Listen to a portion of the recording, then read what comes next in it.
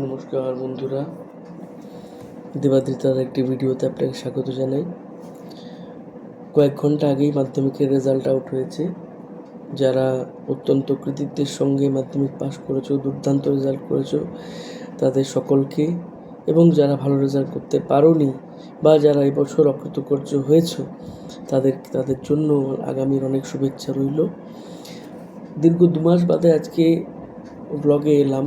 ব্যক্তিগত কারণে দীর্ঘ 2 মাস ভিডিও তৈরি করতে পারিনি, তার জন্য দুঃখিত। অনেকে আমাকে ভিডিও তৈরি করতে বলেছে, তাই ভেবেছিলাম মাধ্যমিকের পরেই একটা রেজাল্ট ভিডিও একটা বানাবো। তো আজকে আমি টিভি খুলে জাস্ট দেখছিলাম সকালবেলাতে রেজাল্ট আউটের পরে মাধ্যমিকের ফার্স্ট বয়, সেকেন্ড বয়, এদেরকে নিয়ে একটা মিডিয়াতে যেমন করে আর কি, সেটাই করছিল। তো দুটি ছেলে আমি দেখলাম, ফার্স্ট বয় এবং সেকেন্ড বয়, অত্যন্ত মেধাবী তো বটেই, তারা প্রমাণ করে দিয়েছে সেটা অত্যন্ত স্মার্ট, প্রধান মস্তিষ্কের অত্যন্ত স্মার্ট ছেলে তারা। তাদের কথাবার্তাতেই তাদের স্মার্টনেস একদম উপচে পড়ছে। তো তাদেরকেও সেই পুরানো মান্দাত্তার আমলের প্রশ্ন, কত ঘন্টা পড়েছো, কটা টিউশন ছিল, ইত্যাদি ইত্যাদি। আর এই মিডিয়ার আধিক্যতাটার জন্যই মাধ্যমিকের পরীক্ষার্থীদের মনের মধ্যে একটা ভীতি তৈরি হয়, গার্জেনদের মধ্যে একটা ধারণা তৈরি হয় যে এই পরীক্ষাটার রেজাল্ট ভালোভাবে না করতে পারলে ওদের ভবিষ্যৎ অন্ধকার। কিন্তু বিশ্বাস করুন, আমি অভিভাবকদের উদ্দেশ্যে বলছি বা ছাত্রছাত্রীদের উদ্দেশ্যেও বলছি, এটা বিশ্বাস করুন, মাধ্যমিকের একটা পরীক্ষা বা যে কোনো পরীক্ষা আপনার সন্তানের ভবিষ্যৎ নির্ধারণ করতে পারে না। সে ক্ষমতা তার নেই।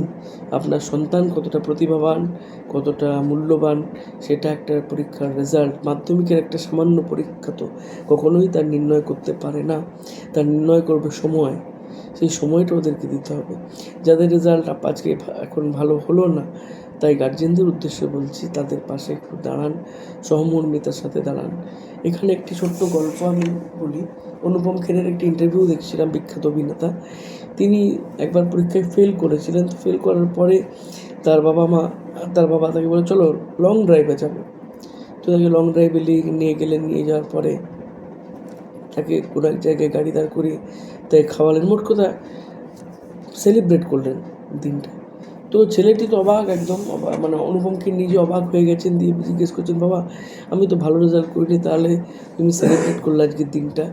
তো অনুপমকে বাবার শটান জবাব, ताकि तुम्हें डर ना लगे, तुम एग्ज़ाम से घबराओ नहीं।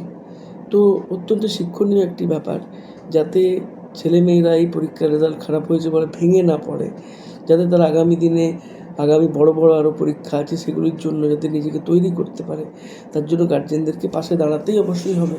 প্রত্যেকেরই পাশে দাঁড়ানো উচিত, সমাজের প্রত্যেকটি মানুষের, এটা কর্তব্যের মধ্যেই পড়ে। কিন্তু আমরা সেটা পারি না, জানেন তো। আমরা কেউ যদি কৃতিত্বের সঙ্গে পাস করে, তার কৃতিত্বের ভাগ আমরা হ্যাংলার মতো নিতে ছুটি। কিন্তু কেউ ব্যর্থ হলে তার যাবতীয় দায়ভার তার একার ঘাড়ে ফেলে দিই। এখন ওরা এমনিতেই বিধ্বস্ত, মর্মাহত, মনে তাদের তীব্র মনোকষ্টের শিকার। হয়তো বন্ধুবান্ধব বা আত্মীয় স্বজনের মধ্যে কেউ ভালো রেজাল্ট করেছে, ফোন আসছে, ফোন যাচ্ছে, তো এগুলো লজ্জাজনক ব্যাপার হয়ে যাচ্ছে।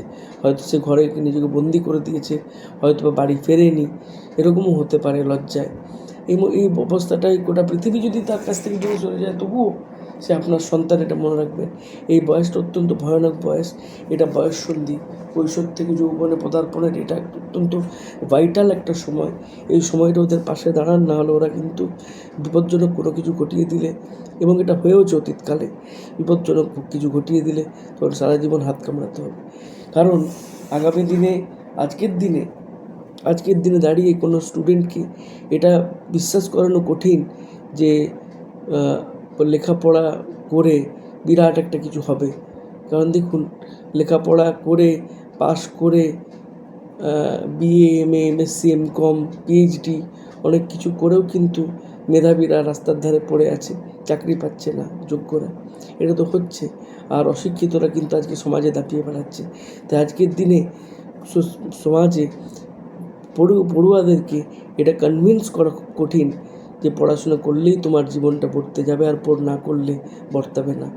তাই আসুন আমরা সকলে মিলে অকৃতকার্যদের পাশে দাঁড়াই, তাদের সহানুভূতির সঙ্গে তাদের বিষয়গুলো বিশ্লেষণ করি, তাদেরকে বরং ভালো হয় না একটু একা ছেড়ে দিন, খানিকক্ষণ নজর রাখুন, বাট একটু একা ছেড়ে দিন, নিজের মতো করে থাকুক, 1-2 দিন থাকুক নিজের মতো, তারপর ধীরে সুস্থে তার সাথে বিষয়টা নিয়ে ঠান্ডা মাথায় আলোচনা করুন যে যা হওয়ার তো হয়ে গেছে, আগামী দিনে যাতে আরও ভালো হয় সেই পথটা কীভাবে হতে পারে সেই রাস্তাটা তাদেরকে বাতলে দিন।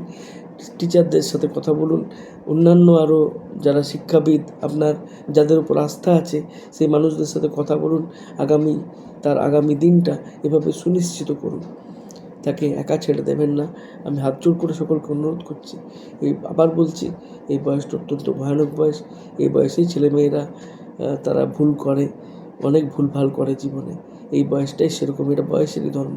তাই গার্জেনদের বলছি একটু নজর রাখুন, একটু পাশে থাকুন, একটু সহমর্মিতার সঙ্গে ওদেরকে বিচার করুন, ওদের অবস্থাটা বিচার করুন।